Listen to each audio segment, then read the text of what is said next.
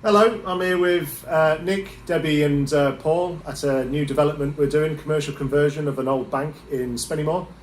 This is Spenny Penny Developments at the moment. So yeah, we're just going to have a quick walk round and have a look at the place really, just to show you. Sounds. So this is a pretty much perfect commercial conversion for Nicky and Debbie who are just starting off. And yeah, it's over 4 floors. We're going to make it into 4 HMO cluster flats. We've had a few different ideas about SA on the ground floor, commercial ground floor, but we're just going to go, it was a very cheap development. Do I mention the price?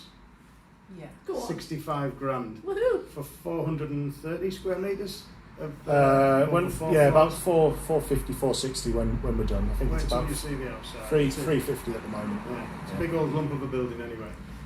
Yeah, with the potential to extend out the back. So we're just going to have a very quick walk around because we don't want this to last too long because it's a big old building. So we're just going to do a very quick fly around about what's what. So ground floor, this is going to be... Oh, hang on, we'll just swap cameras. Oh, yeah.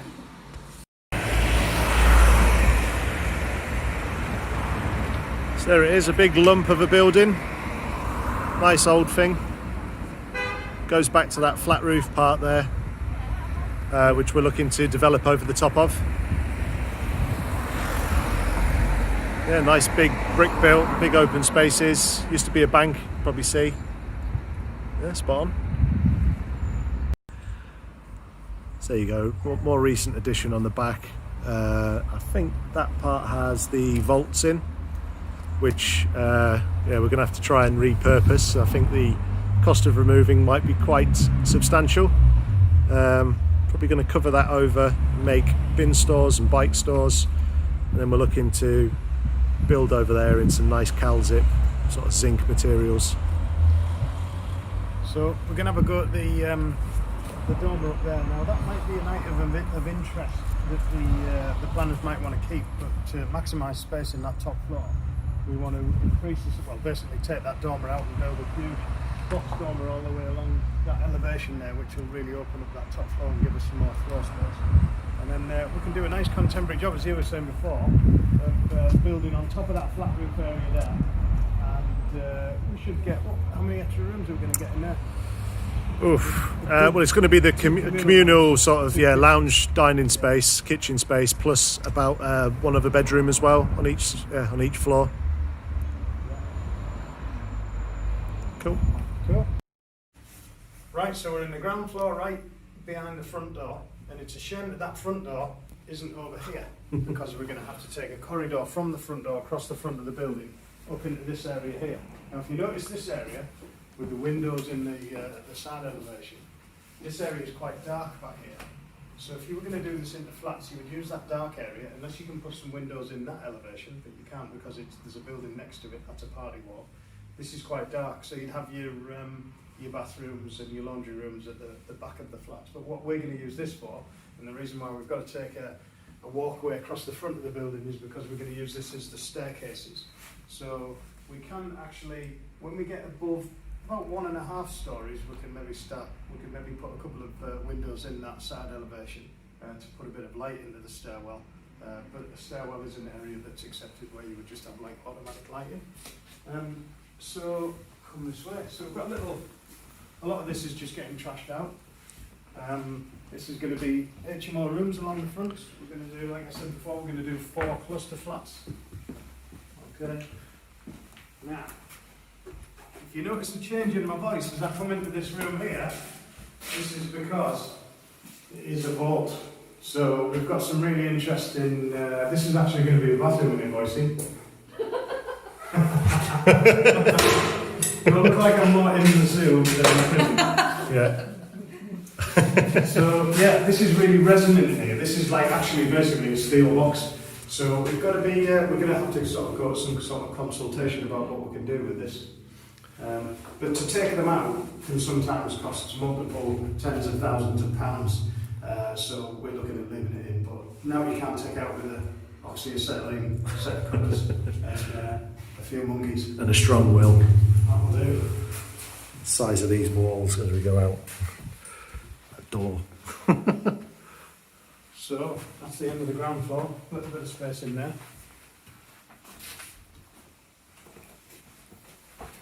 Cheers. Just Becky cupboards really.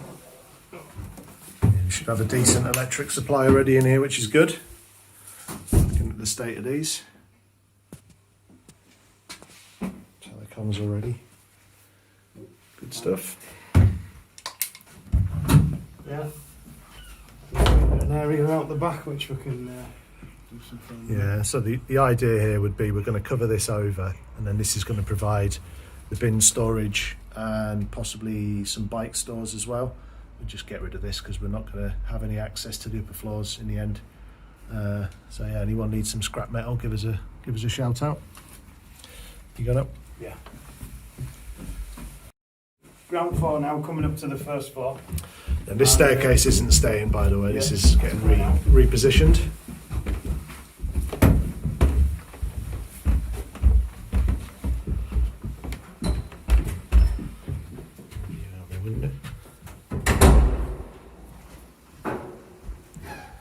So vault number 2, the document vault.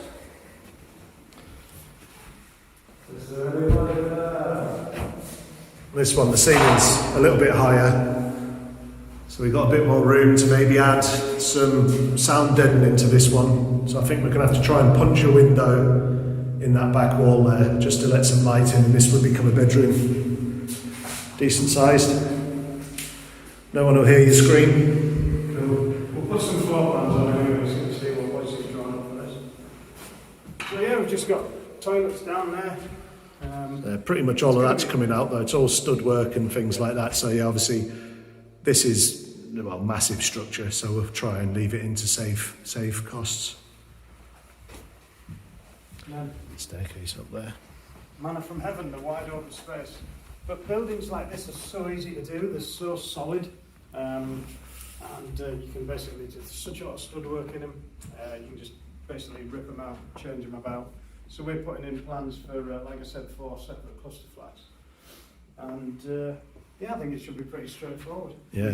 We're near an Amazon factory, so we think there'll be good demand for them. Mm-hmm. And we're not doing one big, huge co-living development because it's pretty new to the area. And, you know, they're not as sort of accepted up here as they are maybe a bit more down south or in the big cities. So if we needed to, I think it'll value up better like that as well. And then we've not got one huge communal space, one huge sort of kitchen area, and then the rest of it all sort of micro apartments or HMO rooms. Reason being is if we needed to sell them off as four separate flats, then we could do, and surveyors like that from a valuation purpose.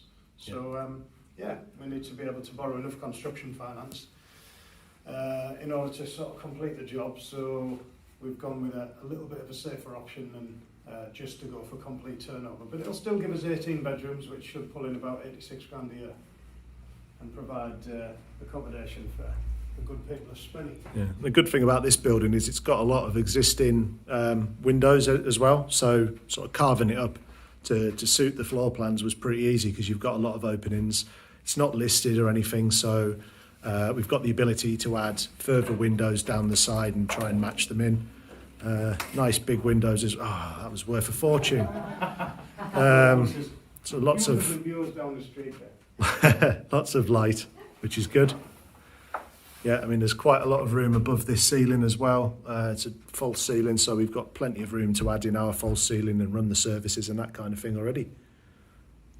Good stuff. Right, next floor. So this is the back end of the building. We're going to be building over the footprint of this. So some nice zinc coated steel, aluminium, sorry, not zinc. This is what next door. So you've got to watch out for that. Planners might ask for some reports on that one. But yeah, there's not much out. Nice views from here though.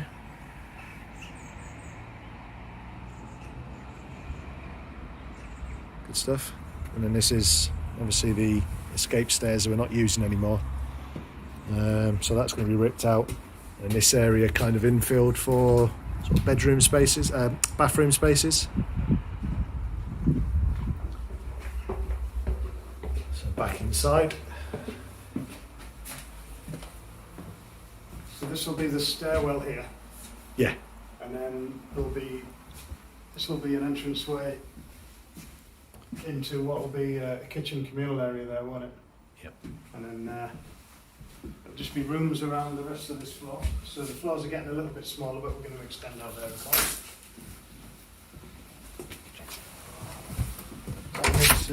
What's that? This is the boiler room, isn't it? So, I mean, there is stickers everywhere about asbestos in there, so that's hopefully going to mean... Let's stick the light on. Comes on. Some capital allowances for us, which will be good. Just the old boiler room. That's asbestos board there. Yeah. It's got the signs everywhere.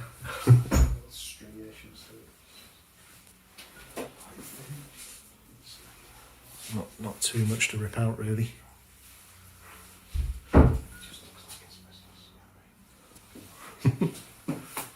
Right then. So let's have a look at this space here.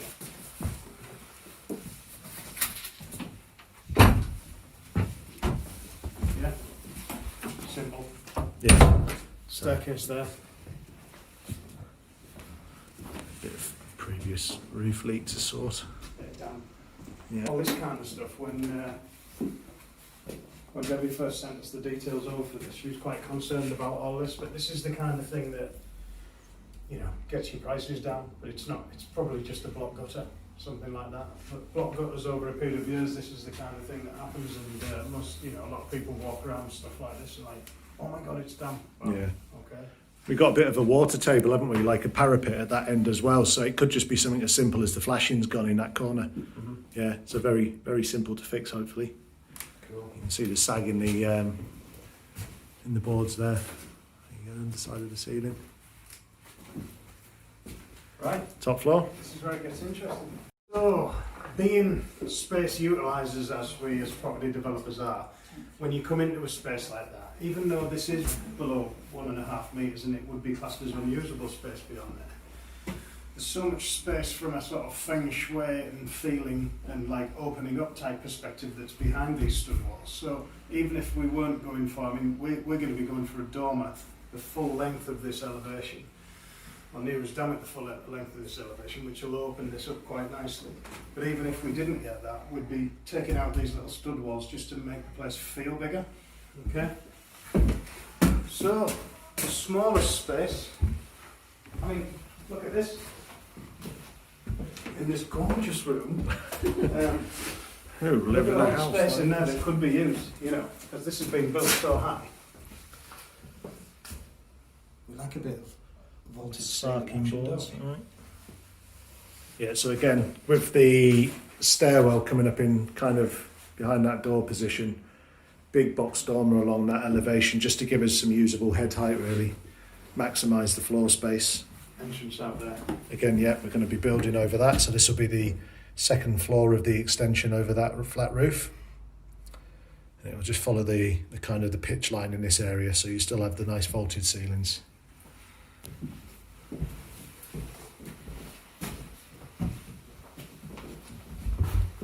So that's the existing dormer that we're going to be able to take out and extend massively.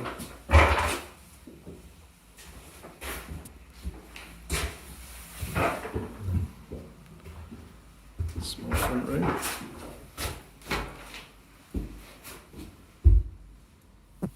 She's a beauty. Is she not? So that's it.